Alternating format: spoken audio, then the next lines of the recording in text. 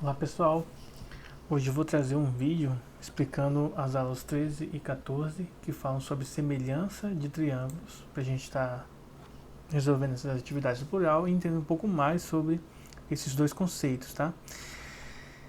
Existem dois conceitos aqui que a gente vai estar trabalhando. Primeiro, a semelhança de triângulos e depois a relação de escalas. Bom, nas figuras semelhantes, a gente tem que duas figuras são semelhantes se elas possuem o mesmo formato, mas elas não necessariamente precisam ter o mesmo tamanho. Ora, na geometria, essa noção a gente usa para comparar triângulos. A gente usa mais na comparação de triângulos. Então a gente diz o seguinte, ó, dois triângulos, eles serão semelhantes se as medidas dos ângulos forem iguais e se existe uma proporcionalidade entre seus lados, ou seja, ângulos iguais e lados proporcionais. É isso que vem dizer pra gente aqui a semelhança dos triângulos, tá? Então, nesse caso aqui, os ângulos têm que ser iguais. Então, nosso primeiro ponto aqui é entender que os ângulos precisam ser iguais. E os lados só precisam ser proporcionais aqui. E aí, se isso acontecer, já satisfaz a relação. Bom, identificar proporções e semelhanças também é muito importante na geometria e permite obter diversos resultados práticos. Um desses resultados é a noção de escala. A gente usa muito escala para estar trabalhando com as aulas de geografia, para verificar as escalas de mapa. Mas a gente tem que pensar no seguinte, ó. Geralmente as nossas figuras geométricas, elas são planas, né? E no formato retangular. Independentemente do tipo de retângulo que apareça, a gente precisa entender que a gente sempre pode traçar uma diagonal no meio dele e transformar então essas duas regiões em dois triângulos diferentes. Ou melhor, na verdade vai separar em dois triângulos iguais, né? Não necessariamente diferentes. Então, independentemente da região, você sempre pode estar trabalhando com triângulos. E trabalhando com triângulos é interessante porque a gente consegue então resolver alguns probleminhas de escala. Entendendo isso, a gente tem que, primeiro, escala ela é uma razão de semelhança entre um mapa ou um desenho e a situação real. E aí a gente precisa levar em consideração três observações. Primeiro, os números devem ser e vão ser apresentados sempre na mesma unidade de medida, ou seja, ou todos estão em metros ou todos estão em centímetros. E aí tem que ter um cuidado nas questões que envolvem as escalas, a gente precisa sempre converter para a mesma unidade de medida, porque senão a gente acaba errando o cálculo. Segunda observação, a escala 1 para K significa que uma unidade no mapa corresponde a K unidades na situação real. Ou seja, a gente precisa entender que o primeiro dígito aqui, o 1, ele vai representar a situação no desenho. E o segundo dígito é a situação real. Tá ok? E a terceira é que se houver uma linearidade na nossa escala, então ela pode e deve ser usada para representar a área da seguinte maneira. A área vai ser representada como sendo K ao quadrado. Ou seja, se o lado vale 2, uma área vai valer 2 ao quadrado, que seria 4. Resumidamente, seria esse tipo de representação que a gente tem que tomar cuidado. Então, recapitulando, semelhança de triângulos é quando nós temos figuras que possuem ângulos iguais, porém os lados só têm que ser proporcionais, ok? E as escalas é uma razão em que a gente vai pegar um valor do desenho para ser proporcional ou estar na mesma razão que um valor real, todos eles seguindo a mesma escala. Para ajudar a entender melhor isto, nós vamos fazer o seguinte, resolver alguns exemplos, tá? Então, no Enem 2013 caiu uma questão que diz o seguinte, ó: o dono de um sítio pretende colocar uma arte de sustentação para melhor firmar dois postes de comprimentos iguais a 6 metros e 3 metros. Então aqui é interessante que a gente já tem aqui então dois valores. A figura representa a situação real na qual os postes são descritos pelos segmentos de reta AB, segmento de reta AC e BD. A arte é representada aqui pelo segmento EF, ou seja, essa questão aqui está dizendo para a gente que o segmento EF é esse aqui, ó. Esse aqui é o poste, tá?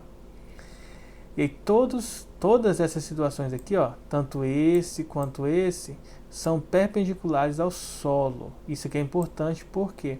Porque se os triângulos são perpendiculares, a gente pode utilizar então que eles são semelhantes. E é isso que a gente vai estar utilizando.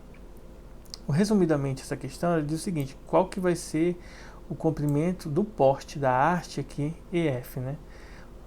E, na verdade, os postes estão aqui do lado. Então, o que a gente vai fazer? Primeiro, nós vamos identificar as semelhanças de triângulos.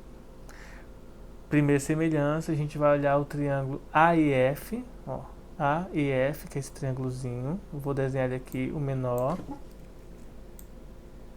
Então, vamos pegar aqui o triângulo menor. Aqui é o A, aqui é o E e aqui é o F. E depois nós vamos pegar o triângulo maior, que seria o triângulo ADB, ou seja, ADB. A, D e B aqui embaixo. Aí, se a gente for olhar aqui, ó, a gente pode dizer o seguinte, ó, a base, o EF, ó, a altura EF está para a altura AF, aqui, ou melhor, a altura IF está para 6, né? Essa altura aqui vale 6. Essa altura está para essa altura, assim como a base AF, que é esse de baixo, está para a base maior, que é AB. Ou, em outras palavras, a altura menor sobre a altura maior é igual a base menor sobre a base maior. Isso aqui é a relação do Teorema de Tales.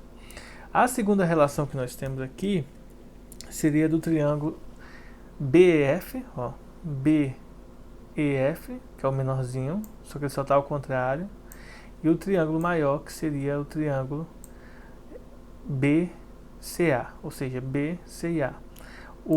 A altura maior que é 4, a altura maior que a gente não sabe, né, vai ser o nosso EF, que a gente poderia chamar de X aqui, mas eu não chamei de X nessa questão. O que mais que a gente tem aqui? O FB, então aqui nós temos o B aqui o B, aqui o A e aqui o C. Então a gente vai comparar esses dois triângulos com a mesma relação, ó.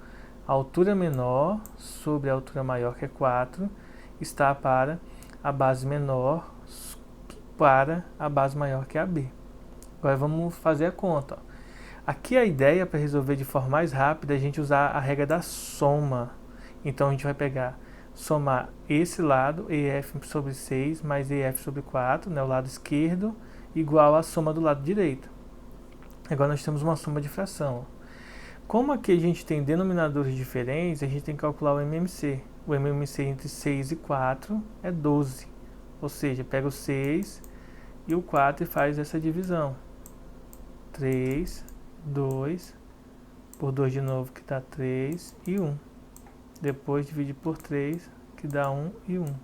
Logo, o resultado aqui é 12. Então, o MMC é 12. E aí a gente faz 12 dividido para 6, 2. 2 vezes EF, aqui embaixo. 12 dividido para 4, 3. 3 vezes EF, 3 EF. Aí, depois que a gente tira o MMC, a gente só não pode cortar. Só pode cortar se for dos dois lados. Aí a gente precisa ver o seguinte, ó. Como desse lado aqui o denominador é igual, a gente só repete o denominador e somos de cima. Só que se você notar, o AF mais o FB, ó, o AF mais o FB, ele é o AB, ou seja, em cima vai aparecer AB também, ó. Desse lado, depois que a gente tira o MMC, vai ficar 2 mais 3, que dá 5. Como o AB sobre AB, qualquer coisa dividido pela mesma é 1, a gente vai ter que, essa equação vai ficar 5EF sobre 12 igual a 1. Multiplica cruzado, fica 5EF igual a 12, e depois passa 5 dividindo. A divisão vai dar, então, 2,4 metros, letra C. Então, um segundo exemplo, que foi em 2017, é o seguinte. Uma televisão pode ser posicionada de modo que consiga enxergar os detalhes de uma imagem em alta definição. Então vamos considerar a distância ideal com conforto para uma pessoa que vai assistir uma televisão de 32 polegadas e essa metragem é de 1,8 metros. Se a pessoa tem uma TV então maior de 60 polegadas e que deseja posicionar de frente a ela com conforto visual, usando então essa definição, qual seria, com conforto visual, qual seria então a posição ideal para ela? Ele pergunta então qual que vai ser a nova distância. Aqui é interessante a gente pensar no seguinte, a gente tem uma situação com a TV pequena e uma situação aqui com a TV grande. Com a TV pequena, a distância tem que ser de...